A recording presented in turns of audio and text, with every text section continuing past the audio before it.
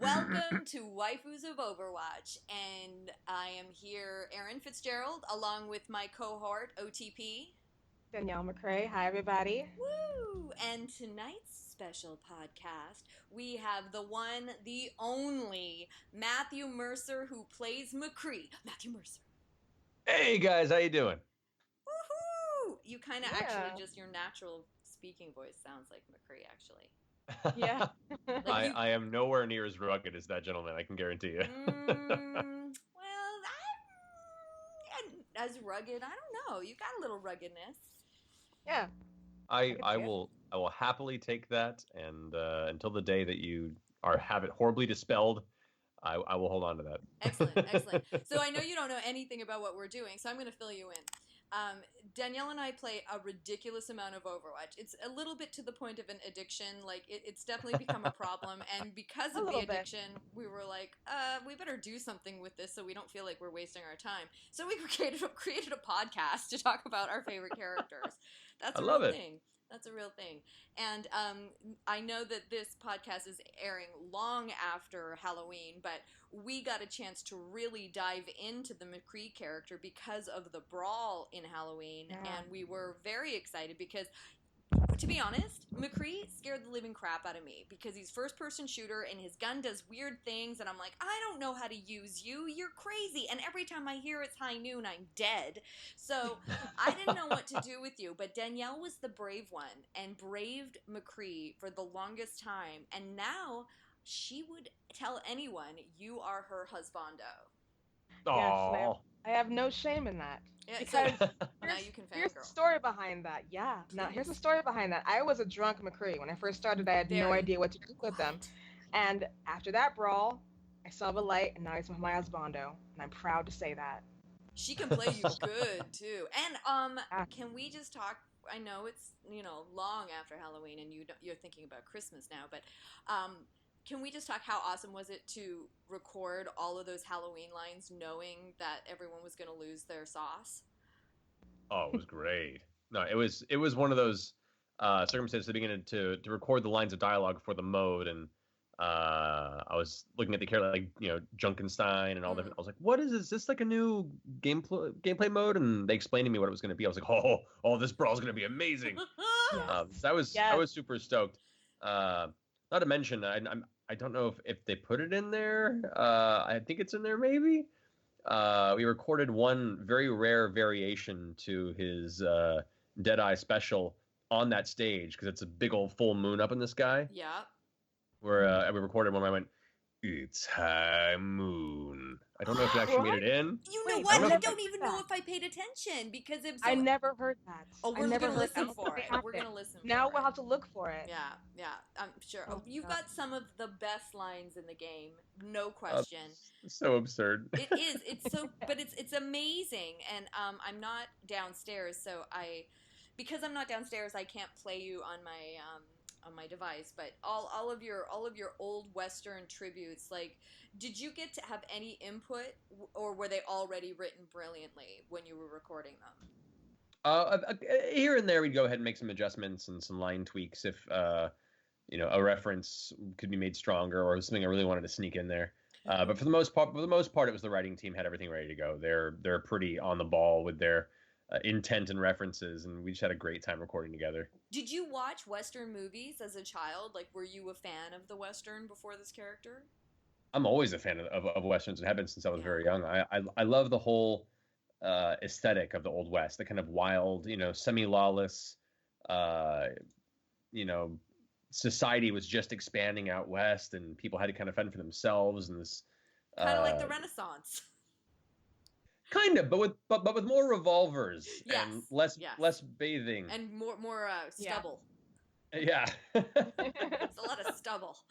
But I have to say, I feel like your performance is super authentic, and so I was wondering, because I feel like you really nail that genre really well, where it's so believable. It doesn't sound like you're performing a character. It really does sound like that character is real, and he's such a great addition to that universe. It's so wild to have a Western guy in the middle of all of that. Like, it's so badass. It's very American. Love it.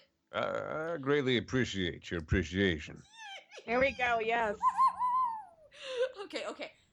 the myth we have to, or maybe it's not a myth, that we need to know whether this is myth or whether this is true. Because I just found out that you don't play Overwatch on PS4. You play it on PC. Is that correct? I'm a PC player. That is correct. That would explain so much to me. Why I'm like, why don't you ever play Overwatch? I see you on my PSN all the time, but you never play it. I'm like, I can't invite you to shit if you're not playing. But I know. That explains it. So you and Michelle play on PC, and you're fantastic, Michelle and Matthew Mercer. But do you really troll people online and say it's high noon while you're playing? Because that's the rumor that's out there in the universe. Yeah. Well, no, it's true. I've done it a number of times. I don't do it all the time because it would get really obnoxious, both for me and the people who are trying to play an actual game with me. But I have done it. It's fun for a few reasons. One, because you have an enemy team that has a McCree on it, and watching your own teammates just freak out is hilarious. Or that is some freaky stuff. Yeah, like, or I get really afraid. Oh yeah, that's the whole point. The fear kicks in. Or the better scenario, my favorite scenario, is when neither team has a McCree, and there's a few seconds of awkward pause before someone on the voice chat goes, "Where did that come from?" Everyone's checking there. Who switched? What the? Who? That is brilliant. Oh my God, that is so funny. Or the even better circumstances where suddenly I'll sneak into a game and people start chatting in voice chat, and I'll start responding as McCree and be like, appreciate that. Maybe we should all get on the payload or something. I want you on my squad, Matthew Mercer. I want you to yell at everyone to do the objective in that voice. Well, what's great is I've done that a few times, and half of them are like, "All right, dude, stop with the soundboard," and I'll be like, I don't even know what a soundboard is, but to each their own. What is a soundboard? It's just a bunch of audio files. People press buttons to get it to play for it. It's old internet usually, but it's they'll either be really confused and eventually be like, that's a pretty good impression, or firstly, that's an awful impression. Stop doing it. Oh my God, I love that even more. Isn't it? It's the best. Oh, I love that so much when you get hate on your own voice. Yeah. Oh, that's so good. That's so good. You are just, first of all, you're one of my favorite human beings, you and Marisha. You guys are just the loveliest of lovelies, and I just think you guys are just amazing love balls, which is why I'm very happy to have you on this show. And Darren DePaul, who was the first special guest we had, spoke of you for several reasons. One was because you are both in Final Fantasy 15, and he said that you were very kind in helping show him the ropes. I don't know what he meant by that. He didn't really elaborate about that, but so I'm going to ask you, what ropes did you show Darren DePaul? Oh, well, I can claim very little in that. Me and Darren met a few years ago. He was brand new to Los Angeles and had just started booking his first voiceover work in video games with Blizzard. And we met doing some Walla stuff for World of Warcraft. Right. And we immediately bonded. And he was just this genuine, love ball sweet, attracted to love ball. Yes. Yeah. He was not only was he just such an amazing and warm and welcoming person, but he visually he evokes this kind of extremely nice accountant type, persona with little clown tendencies. Yeah, and then he opens his mouth and these glorious, crazy, deep voices come out, and he's just phenomenal. So he blew my mind immediately. And after that day, we just kept in contact and we talked a bunch. And I introduced him to some people here in the community and kind of showed him a little bit of kind of what the LA video game scene, the good folks to meet and the good voice directors to try and reach out to and contact, because he needs to be working more. No kidding. He was so talented and that's the thing. The voiceover community, more so than any forms of entertainment I found, tends to facilitate and take care of talented people who are also good people. Yeah. And it's fostered this very positive community. And Darren was one of those people that could only be a bright shining beacon amongst that. And I did very little. I did very little than just kind of bring him in, befriend him, point him in a direction, and then over the past couple years watched him just shoot into the heavens. And I'm so proud of him. But he has a connection to your family going way back. he was telling the story. Do you want to? I would love to have your perspective on that story, or when you found out that story. Yeah, that blew my mind. So me and Darren have been friends for about a year at this point, and he posted on Twitter a picture of him back when he was an apprentice at the Burt Reynolds Dinner Theater in Jupiter, Florida. I grew up in Jupiter, Florida. My grandmother was the head of and basically ran the Burt Reynolds Dinner Theater. My father was the main audio tech for the theater, and my mother went to the apprentice program and helped produce stuff there as well. So he actually, as an apprentice, worked with my mom, my dad, and my grandmother for many years, training as a performer for the stage, and probably met me as a child or a baby. Wow. While he was there, because the timing lines up for it. And so I saw that picture, and I saw my mom in the picture, and I saw the whole date on it. And I was like, "Oh wait, what? So yeah, it blew my mind. And we both realized. I love that story. And when you really think about it, seriously, Matt, you continued the training because you introduced him into the world of video games. You literally followed through on a contract that was begun with your family at the Burt Reynolds Theater Company. That is so badass. Credit for bringing him into this more goes to Andrea Toyas at Blizzard. She's the one who really brought him into this and kind of plucked him from a class and let him blossom. I take very little credit for anything that Darren's done. He's run. You don't have to take the credit. We know what your destiny was. We can see the contract. It was all written at the Burt Reynolds Theater Company, Matthew Mercer. Don't you take away from my canon. This is true. Fair enough. This is now canon. This is real. And of course, Andrea Toyas is a facilitator of love. We all know that because she's amazeballs. So that had to happen, of course. She's incredible. But yeah, like Darren's just one of those people that it was only a matter of time. He just got a couple nudges and then it exploded into a bright star. And I'm so excited to see all the stuff that he has coming up as well. I know, and you, Matthew Mercer, and you. Applause. Yeah, I'm very excited. I'm looking at your credit list. Like, okay, you throw a stone and there's not pretty much every other credit we share, which is really cool. You were in Skullgirls with Danielle and I as Zane. Yeah. I didn't know that. Yeah, I got to be the creepy, sleazy fight promoter for Beowulf. Awesome. Yeah, you were. That was perfect. My first memory of meeting you, I don't know, I have no idea what yours is, but my first memory is being at the Tales of Zillia wrap party and watching you and Todd Habercorn do Dick in the Box with the Tales of Zillia game boxes we were gifted. That was really funny, and I thought, this guy's really funny. He makes me laugh. That's my first real, like, that's when I remembered you. I'm like, oh, Matthew Mercer, Dick in the Box guy. I remember him. Yeah. And you totally believed that we were just playing, that we had our actual... That was good times. Yeah. Me and Habercorn have a box pact. No. Yes. Oh, hello. No. Waifus of Overwatch just got spicy. I think the Overwatch players out there are more interested in me borrowing sake from Hanzo these days. So. Ooh, yes, and you know what? That was gonna be my next question. Like, are you familiar with any of the kind of like pairings? Like, for instance, the Hanzo and McCree pairing. I have no choice but to be aware of these pairings. The internet is very, very intense with its volume. I think it's adorable, and in the context of like the rugged, rough around the edges cowboy and the relatively pristine and trained and disciplined Hanzo they would make an adorable couple. They would have couple a little bit. Yeah. They would have the most ramshackle apartment in West Hollywood, and they would both argue over the over the decor, and it would be fantastic. I can see it. I really like that. That's really cool. Yeah. I can see that. Yeah. Some of the other phenomenal credits that Matthew Mercer has, you've been in Blizzard all the way back, Diablo 3, like you've been working for Blizzard forever, for sure.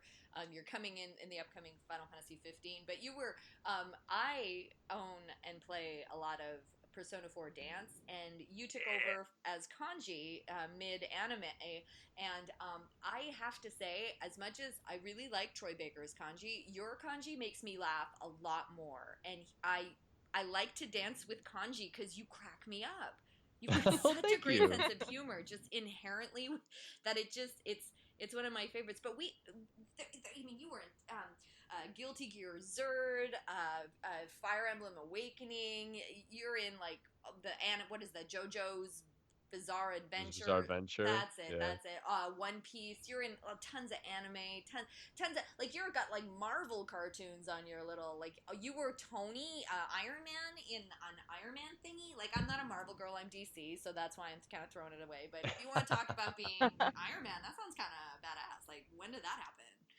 Iron Man was cool. That happened just through a spontaneous audition I had at Studiopolis years ago. They were doing an animated film project with Iron Man, and the actor who was currently doing it for Avengers, he was out of town and he was on vacation with his family, and they had to record. So they wanted to find somebody who could kind of bring the performance in. But then the producers decided they didn't want to do an exact copy. They wanted someone to just come in and make it their own. Right. And so I got pulled in to read for it and booked it. And since then, I've been able to be Tony in, I think, 5 or 6 different Marvel projects, whether it be cartoons, animated features, and stuff. It's been a really, really cool experience working with them. That is awesome. That's so cool. Awesome. Now, okay, my next follow-up question is it cooler being a superhero? Because I feel like McCree is like a superhero and probably the biggest video game ever created in the end of the universe. Or is it cooler being in a Marvel comic? But because you are the first person to ever play McCree as opposed to the long list of actors who get to play the superheroes. See, that to me... No editorial. No editorial. Yeah. No, to me, I enjoy being part of a Marvel project because I grew up on that. Like you're a DC girl, I was a Marvel boy growing up. So, bucket list. So for me, exactly, it's just it's a huge honor and a very cool thing to just be a part of, even temporarily. Right. But to originate a character, to step out with something that's new and fresh, and really be the one that establishes that persona, that personality, that delivery. He said persona, and have it, get it? I'm yeah, sorry. see, Please huh? continue. I'm sorry. Yeah. I'm so sorry. But that to me, I think, is much more fulfilling as a performer when it's well accepted and people appreciate this character that you wholly helped bring to life the first time they came to life. And so I have to say I lean more the McCree Overwatch experience in that scenario. Is it at all a coincidence? It must be, but it's kind of weird that your character in Fallout 4 is McCree. That was funny. That was completely... Can we talk about that, please? Yeah. I ended up recording both projects right around the same time. No kidding. Whoa. Or I think I started recording Fallout 4 a little earlier. Oh, okay. Apparently. But it was Fallout 4 first, and then I think it was about a month later I got the audition after we just started recording on Fallout for McCree. But even the audition name was different. Wow. And then they got the actual character name. It says, his name is McCree. I was like, oh, that's going to be confusing.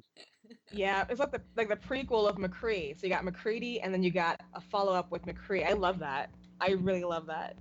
I'm very glad that they're very different characters. Well, that's what helps. Because, like, what if you got to a con and you couldn't remember which was which? Of course, you're going to always remember McCree. That was a stupid statement, Erin. I'm so sorry I even said that. Because why would you ever forget McCree? I will remind you until the end of time. But yes, McCready and McCree. That you should be doing them back to back at conventions. And maybe a little tap dance. Monkey. I have before. Well, McCready, he's a little more of the wasteland wandering kind of bad boy, but also, he's got a heart of gold. He's a mercenary. He wants to shoot some folks, earn some caps, and just don't make him carry all your stuff. So he's a very different kind of personality, than like your casual coffee drink cowboy type. So it's a little different. God, that is just the best voice. Why am I fangirling? I know you. I don't need to fangirl over someone I know. Because it's McCree, Erin. It's McCree. It is. I have gotten into this game too much because every time someone does something from the game, I'm like, this makes me so happy. I understand the attached, girl. Oh my God, it's so good. It's so good to hear you do new lines. That was my everything. And the conversation in the Halloween brawl, like the new information and the questions and that was so cool. Mm-hmm. I love the idea that they're weaving more kind of interpersonal narrative between the characters as part of the brawl. Okay, I know you can't answer this question. I know this is an NDA question that you'll never be able to answer, but I'm going to ask it for every human out there. Do you think there'll be an animated series or a movie? God, I hope so. That would be amazing. Wouldn't that be amazing? I hope so as well. Oh my gosh, I it would be amazing. I would totally watch it. I would give Blizzard all my money. It lends itself to such fantastic narrative. The visuals they already established with the little animated shorts. It's so brilliant. It would be a crime to not take it further into an actual storytelling. Not like what they did with the World of Warcraft, turning it into live action, because they just didn't get who their audience was by doing that. I'm like, you guys are crazy. You're crazy. I would literally take the money I make from Blizzard and give it right back to Blizzard. Just for to watch an animated Overwatch movie. And I would. I know. And you know what would be cool if they made a movie that would kind of make everybody like be quiet about the story mode or lack of story mode. That would be like a great replacement. Yes. Danielle, they need to listen to you. And here's the thing. They already have a team that obviously can animate that level of quality that we'd all want to see the entire thing for. Obviously. And it's not like Blizzard is, they're the little engine that could chugging along. Hopefully one day they can afford other projects. Like they're doing okay. They're doing okay. Yeah. So fingers crossed. Someone there has some ideas in the pipeline, and it's just the most beautiful game that was ever created because everyone is included. Anyone can play it, any age. It's like a giant cartoon. It welcomes everybody. There's something for everyone. And the diversity, not only with the male-female characters being beautifully balanced, but the internationalism of everything and kind of bringing the whole world into play. It's not one dominated by one particular country. It's so cool. It's the future. It's the future. It's finally here. We can embrace it. Do it. Yes. So you are also, I got to keep talking on your credits because it's such a freaking long list. You're in Attack on Titan. You're Levi in Attack on Titan. That's a big deal. Yes. Yeah, everyone kind of goes cuckoo over that. That's been, that was a character that I was a fan of before I even booked the part. Oh, really? Yeah, well, I all my friends, a lot of friends who aren't even into anime, it was like their gateway anime. They were like, this is legit the best. And so they told me to watch it, and I was like, all right, I'll check it out. And I watched it, and Levi was my favorite character. And so to even get the audition, let alone to book it, was brilliant. And I love that. It was really cool and a lot of pressure, because whenever a project like that already has such a strong fan base that are familiar with the Japanese, you're just waiting for the internet and the bushes to come out and light you on fire. Yeah. When you're the English actor, you know that all too well. Yes. Oh yeah. Yes, we both do. Yes, we do. That's crazy. But yeah. So I'm just eagerly awaiting the next season, which is supposed to be sometime next year. I can't wait for the next season. It's so I am going to be the person who says I don't watch it. I know nothing about it. It's not my flavor. I'm not that girl. Attack on Titan is like the Game of Thrones of anime. But it really is kooky, isn't it? Like I can't. I don't like the dark stuff. I'm a light girl. I like things that I like. What was that? Soul Eater. I like that one. It was like everything was cartoony and absolutely adorable. I don't do well with like even Game of Thrones, which I do watch because Mel would not be happy if I didn't watch it with him. But even that, I'm like, ooh, dark. Ooh, so dark. Life is dark. But I love that everybody watches it. It's like Breaking Bad. Everyone watches Breaking Bad and sees it, and it's super. And I'm like, dark. Ooh, dark. I'm the maybe Attack on Titan's not for you. Yeah. But I love that it's so popular. Like it's so gorgeous. Like the artwork and everything about it is so beautiful. Yeah, it's beautiful. Other than I think the next thing we have to. You are obvious. I think it's because it's kind of blowing up like cuckoo crazy. You are the dungeon master for Critical. Is it no? What I'm saying Critical it wrong. Role. Already, I'm saying it wrong, aren't I? You're the Critical Role. Yeah, you got it. Critical, but is it the dungeon master? Is that what I call you? Yes, I am the dungeon master. Yeah, no, and in context for RPGs, everyone understands it. Right. And common outdoor conversation, it sounds like an entirely different. Right. I'm like dungeon master. All of a sudden, I'm like, ooh, is this some sort of BDSM thing that I just put on you accidentally? Ashley Johnson, who plays our cleric Pike Trickfoot in the show, we were at a party at Comic-Con years ago, and she introduced me to the rest of her castmates on the show she was doing as, this is Matt Mercer, he's my dungeon master, and didn't explain anything beyond that. And for the next like 3 to 4 minutes, everyone just kind of gave me these strange looks, and there was this weird energy of like, I didn't know she was into that kind of thing. Wow. And I love that she plays the cleric. Like, that's even better. I know. That's even It's so better. good. That's pretty good. But that whole show, like, I don't understand what happened with Geek and Sundry and the show moved. And can you explain a little bit of that for anybody who's just catching on? Well, our show hasn't moved. We're every Thursday evening at 7 p.m. Pacific time on Geek and Sundry's Twitch Twitch channel. And of course, and everyone listening to this podcast, you guys already watch it, so we're just extra plugging it. But you guys already watch that, right? I'm the only person on the planet who doesn't watch it, but I have tuned in, and I was like, "You're an amazing storyteller." Yeah. Oh, thank you. I spent a lot of time alone writing stories as a kid, I guess. There's a lot of that, like, because I've only tuned in a couple of times because I don't understand. It's like me. I'm like, I don't know what I am. I don't know what I'm doing. But when you're telling the story, are you doing it from off the top of your head, or do you write it before you go in, or is it all just improv in the moment and you're just so damn good at it? Most of it's improv. I'll outline, circumstances like imagine a series of story beats that are bullet points on a list, like or organized. Adventure? Kind of, where it's like, if the party of adventurers go here, they might meet this person with this information. There might be this challenge in their near future. There might be these types of traps they have to look out for. There might be this type of offer for an alliance. There might be this creature they have to battle to follow. These are all possibilities. I don't know what the players are going to do, and that's kind of what makes tabletop role-playing games so exciting. Is it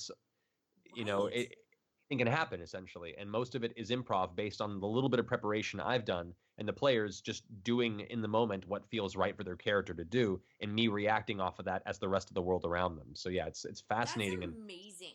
And I don't play it not because I never wanted to, but because nobody ever invited me when I was young, because I moved around a lot. So you got to stick around in a city to get people to invite you to a D&D thing. Because that's like a long-term commitment. That's like a relationship that goes and goes.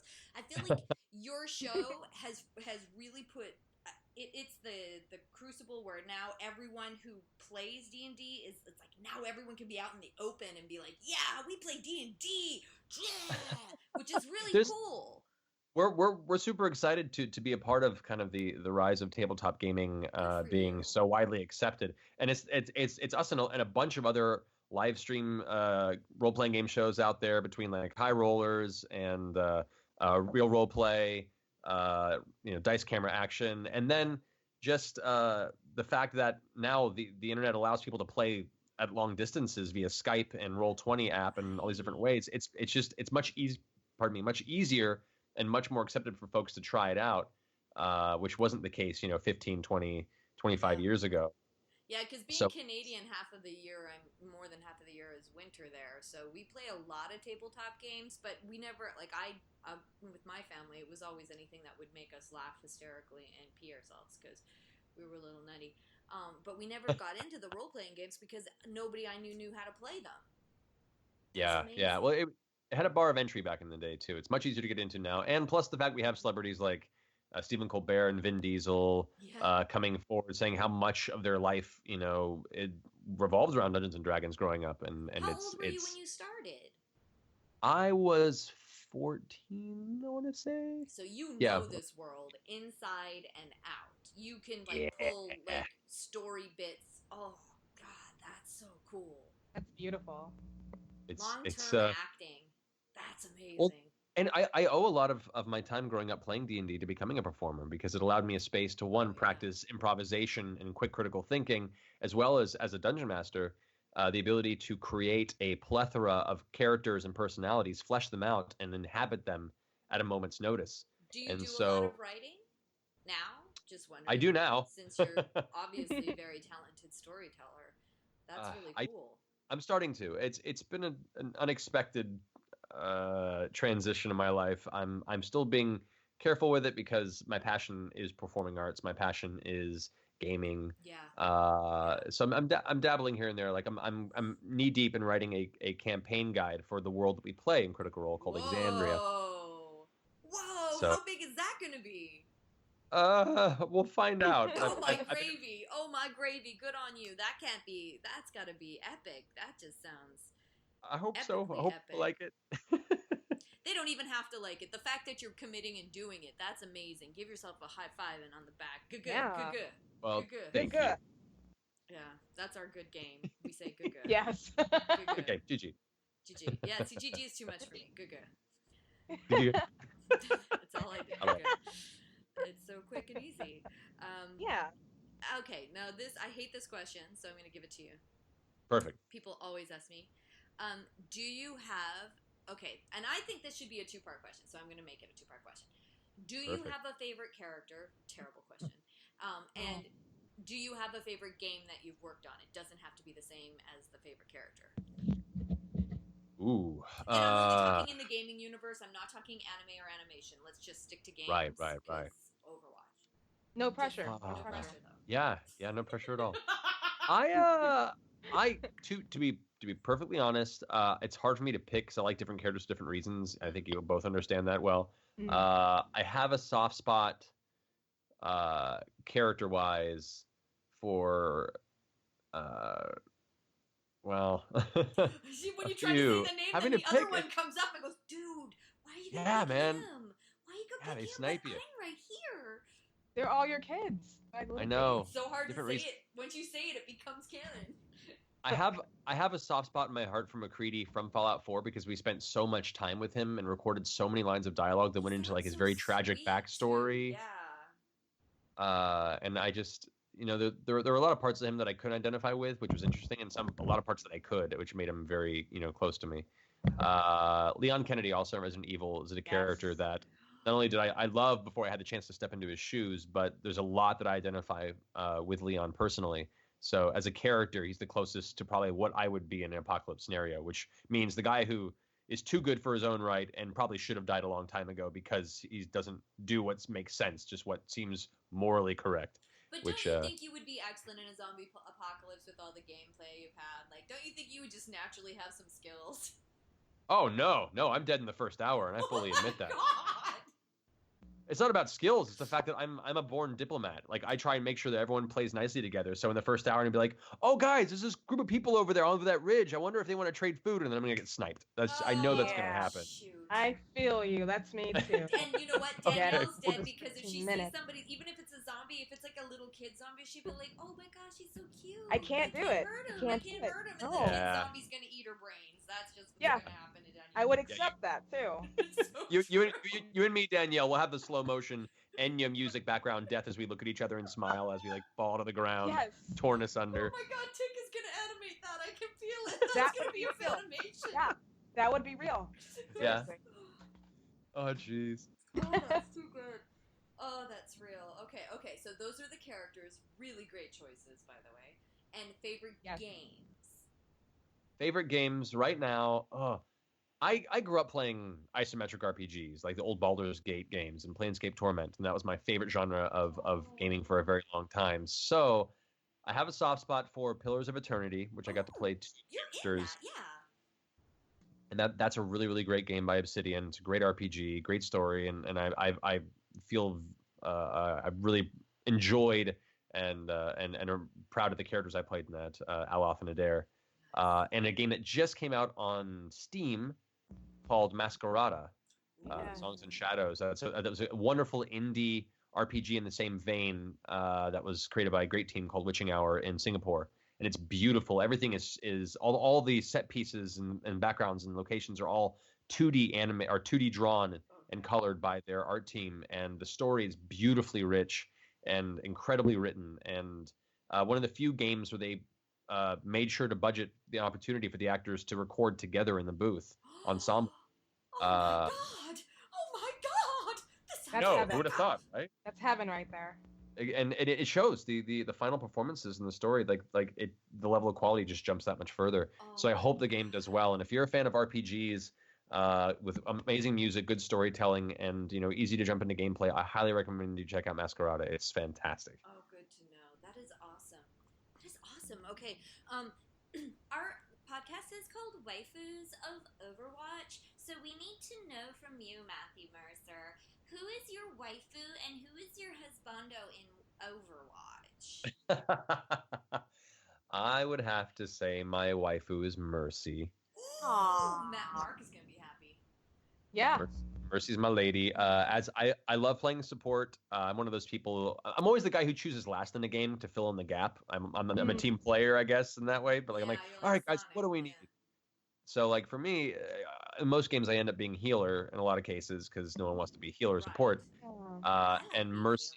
I will rush to get the healer because I'm like, don't you pick the healer? I'm the healer. That's how I feel now with McCree. I'm like, don't you pick McCree? I don't trust you. You're McCree. No.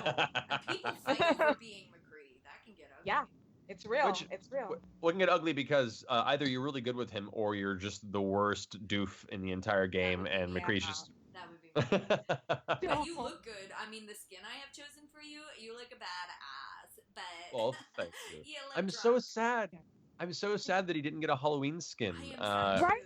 That was my annoying. gosh. Like, if you're gonna put him in the brawl, give him a freaking Halloween skin. That's crazy. Oh, well, understand they released an Overwatch online comic to go along with the brawl, and in the comic he has like a Van Helsing costume on that looks badass. Yeah. And so I thought that was in the game, so I went and dropped like $20 to get loot boxes in hopes of getting his in hopes of getting his skin. And then did you get anything good in the loot box? I got a couple good skins for a few other characters. Any that you play?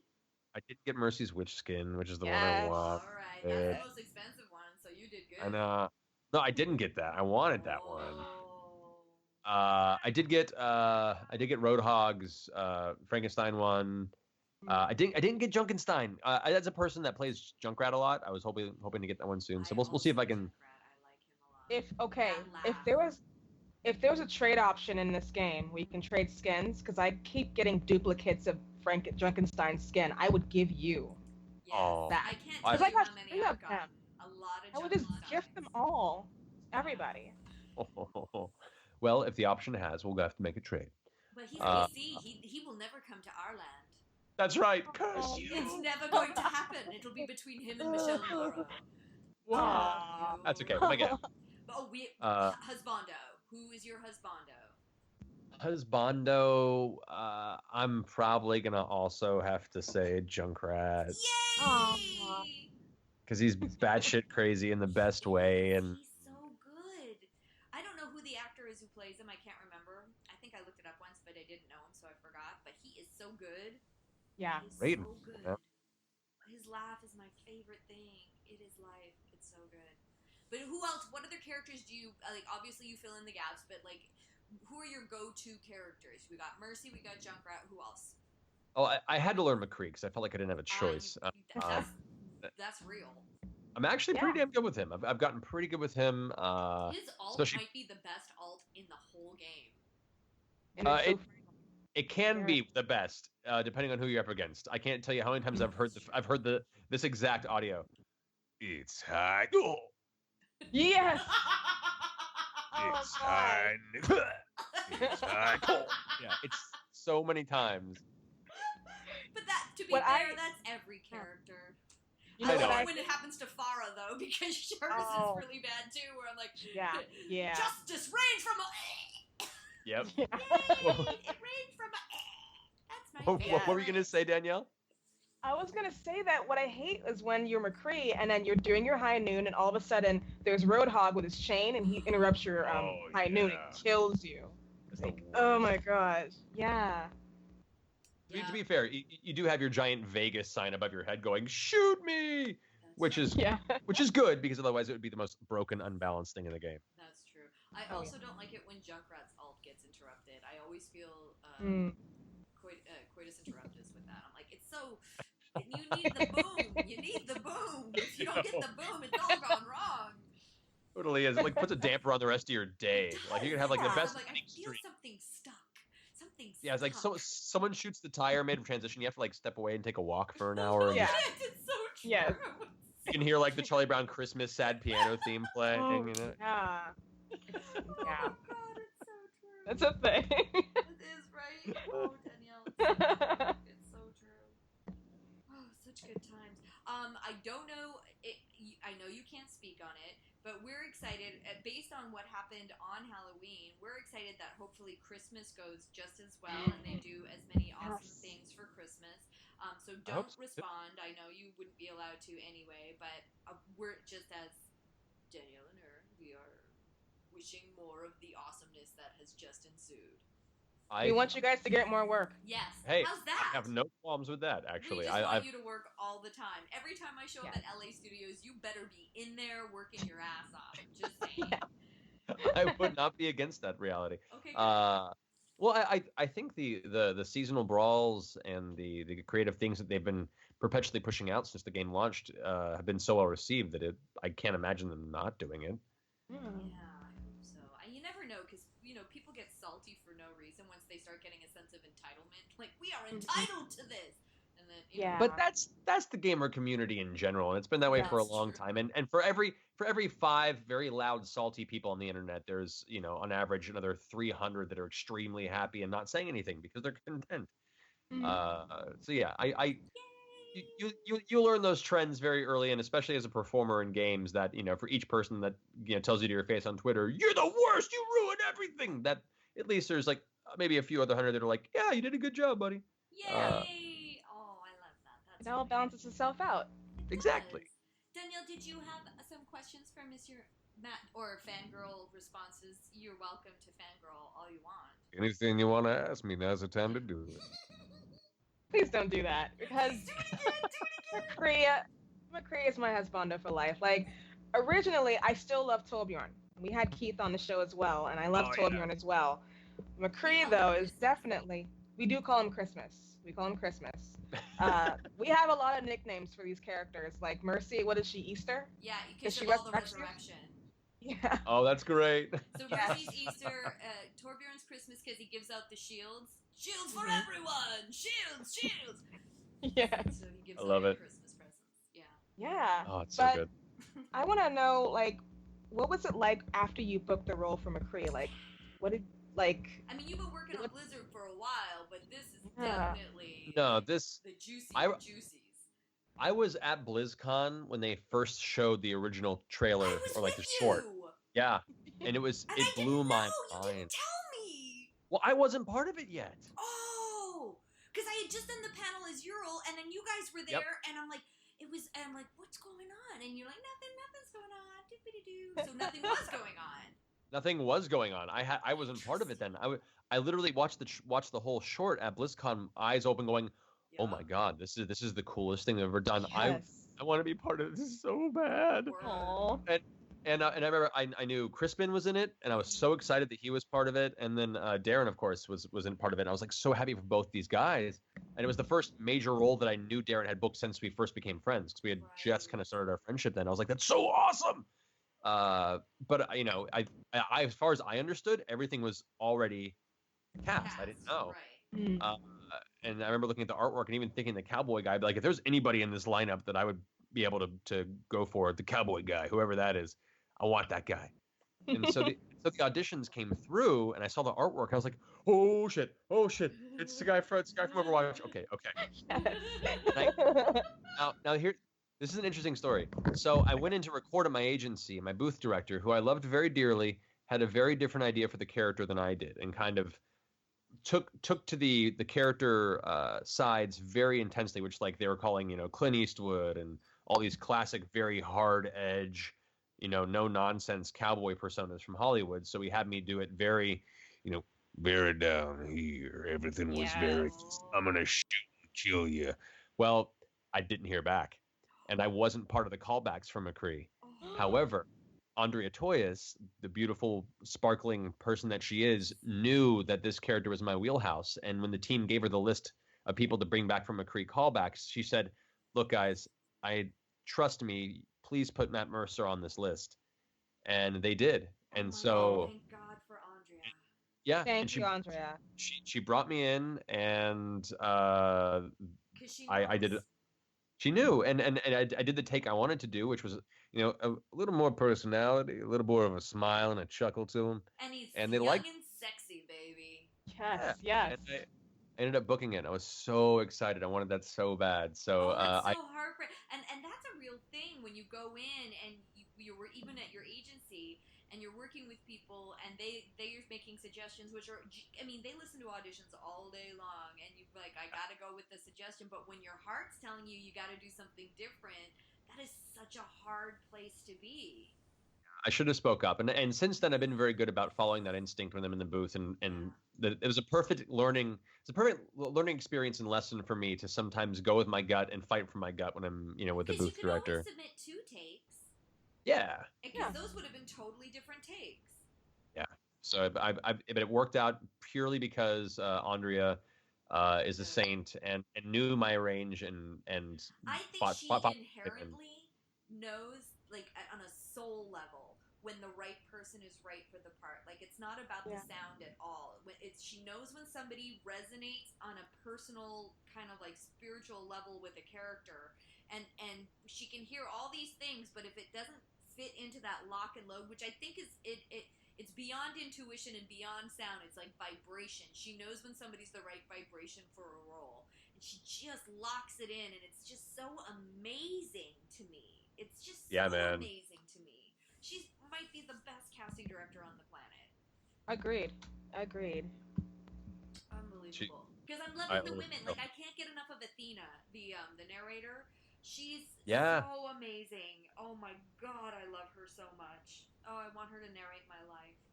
I just want her to be in my headset and tell me where to go and what payload I need to move and what my objective is. I'll do it. I'll do anything she says. I'm sure you could tell her that at BlizzCon. I might. Well, she's from London, the actress who plays Athena. She's a London actress just for walkabouts in Africa. So she may not even be approachable. She's hard to get a hold of. So yeah, I'm kind of in love with her a little bit. Just a little bit. Yeah, a little bit. Just a little bit. Yeah, it's only because it's the best game on the planet, and you're in it. So amaze balls. I keep saying May. I'm so sorry, Danielle. It's okay. How do you feel about May, Matthew Mercer? We need to know. That's a good question. Okay, May is my favorite troll in video games in a long time. She is just this delightful bunch of moves designed to piss other players off in the best way, and do it adorably and apologize for it and be like, "I'm sorry." And you're like, "Oh." I'm so sorry. But you really don't feel sorry for her when she says sorry, though. No, and I love it. Shoot her in the face, but that's okay. Yeah. I love that you see that you are not on the. We didn't know how we were going to feel about you if you came out with, she's the best character ever. Why is everyone so angry at her? I don't know how we would have felt about you, Matthew Mercer. I almost didn't want to ask that question. Yeah, it's a little bit of a sore spot for us. So on a daily, like, she's the only one that brings out the salt to the point where I hear Danielle cuss. Danielle rarely cusses, but when May does her antics with somebody who plays her very poorly, Danielle cusses a litany that would embarrass a sailor. Yeah, that's true. That's beautiful. I love it. It is a little bit. I think, isn't that the purpose of a troll character? You're not trolling properly unless you can really piss everybody off. Yeah, that's so true. She's so freaking cute. Effective. Like, that is a genius move to design her so cute, so you can't really completely hate her because she's so adorable. Yeah. I'm pretty sure one of the lines of dialogue they put in the new patch, or at least it's coming up soon. I hope I'm not breaking NDA with this. I'm pretty sure it's in the game. By the time this episode comes out, it will have come out. There you go. But it's between May and McCree, and she turns to him and goes like, "McCree, do you know what the time is?" And and he responds and goes, "Actually, it's a." Hey, I see what you're doing. Yeah. It's something like that. And I love that they're playing into these jokes there. Like, they even added for McCree when his ult's ready. It used to be just like, dead eye ready. Now he actually says, "You know what time it is." And I'm like, it's so good. Oh, yes, that's so right. Good. Oh my gosh. Oh, that's so lovely. I love how they're playing with all this, and it's like they know their audience, and they're playing with their audience, and they're listening to us, and I love that. Yeah. No, they're letting the community actually, through what memes that it picks up on, give content to the game and help kind of shape the atmosphere, which is part of why I think the community for Overwatch is so positive and so fiercely loyal to the project. It's because they're the game designers are inviting them to be a part of this experience as much as they are, and I think it's really really cool move on their part. Okay. Yeah. Last important question about the game before we can just free for all, because these are important questions that I need to know, because Inquiring Mind needs to know. When you skirmish, Matthew Mercer, are you a murderer or a dancer? Yeah, it's important. This is a very important question. Depends on whichever character I go with. Ooh, that's fair. If I pick McCree, I'm probably going to be a murderer. Because I need to practice. I need to practice my shots. That's what the skirmish is for. Fair enough. Skirmishing is to try new characters and to practice with them. And pistol and make sure that people get the hell out of my way. Yes. Yeah. I understand. If it's a skirmish that if I'm not planning to play a character I have good aim for next time, like if I'm like I'm gonna do Junkrat next time, I don't need to actually know how to aim to play Junkrat.